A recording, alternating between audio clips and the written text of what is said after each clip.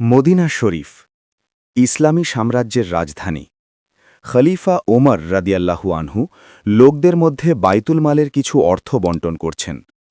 স্বাভাবিকভাবেই বিরাট ভিড় জমে গেছে। এ সময় সেখানে এলেন সাদ ইবনে আবি ওয়াক্কাস।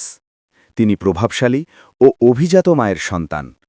ভিড় দেখার পর অন্যান্যদের মতো তার ধৈর্য ধরার দরকার ছিল, কিন্তু তা তিনি করলেন না। তিনি ভিড় ঠেলে হাত দিয়ে লোকদের সামনে থেকে সরিয়ে ওমর রাদিয়াল্লাহু আনহুর কাছে গিয়ে হাজির হলেন। ওমর রাদিয়াল্লাহু আনহু ব্যাপারটা আগেই লক্ষ্য করেছিলেন। সুতরাং সাব ইবনে আবি ওয়াক্কাফ তার সামনে হাজির হতেই ওমর রাদিয়াল্লাহু আনহু তার হাতের দোররা কষলেন তার পিঠে।